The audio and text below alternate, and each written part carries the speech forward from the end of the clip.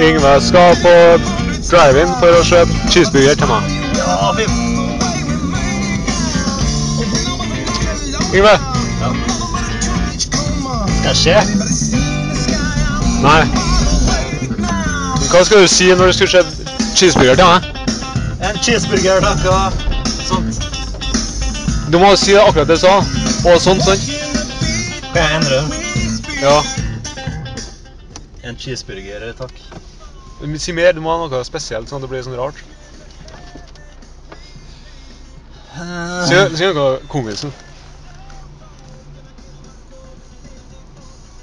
Gi du en cheeseburger? Ok. Skal de drikke?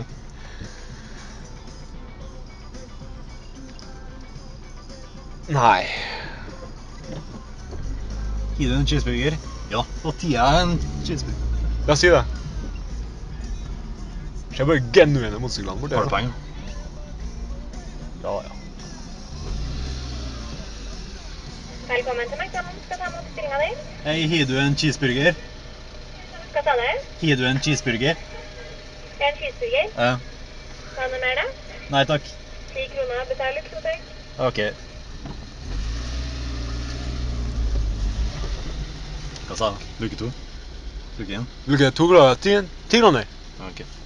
Har du 10 kroner? Skal jeg sjekke? Ja. Jeg er ganske genuint sikker på at jeg har det. Hos McDonald's er det som ikke gir en cheeseburger. Faen, det er dårlig McDonald's, ass. Hvis det... Ja, men de hadde jo. Ja.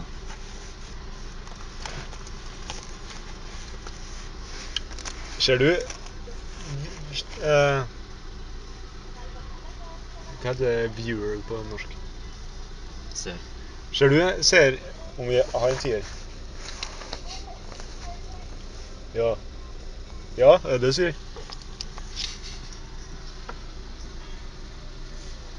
Der var... Takk, ser, for at du fant den. Da var maten i boks. Matboks.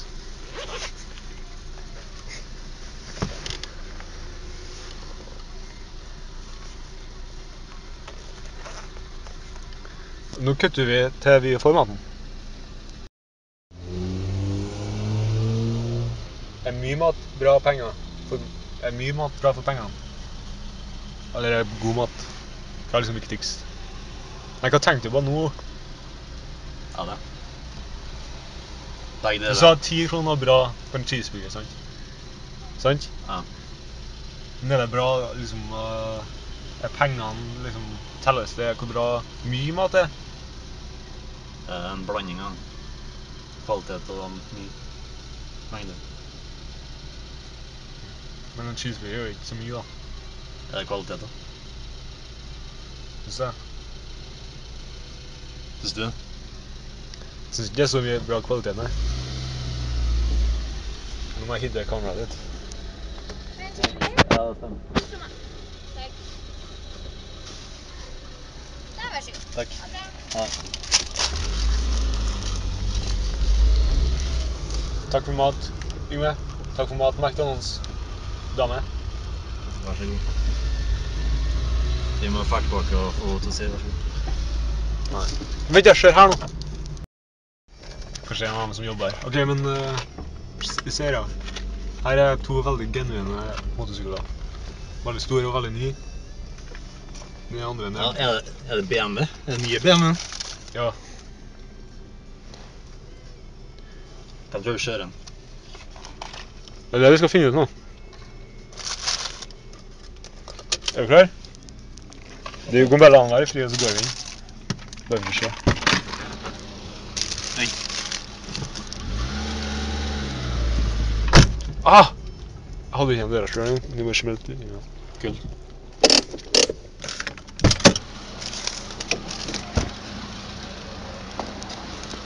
Jeg velger jo ikke å ta med burken. Skal vi ta nærmere skikk?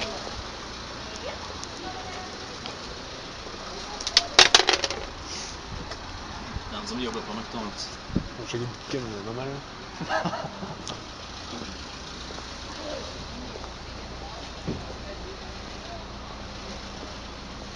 Ok, da får vi inn og ser.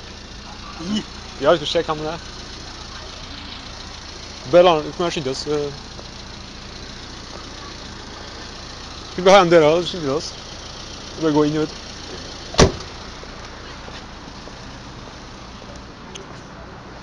Da skal vi inn og se hvem som kjører. Åh, nesten. Det er ingen. Her kan jeg. Hvem da? Skyv. Skyv står det der. Trekk av det.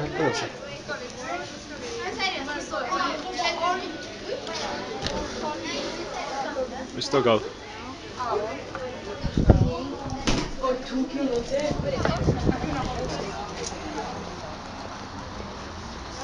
Ja, for det.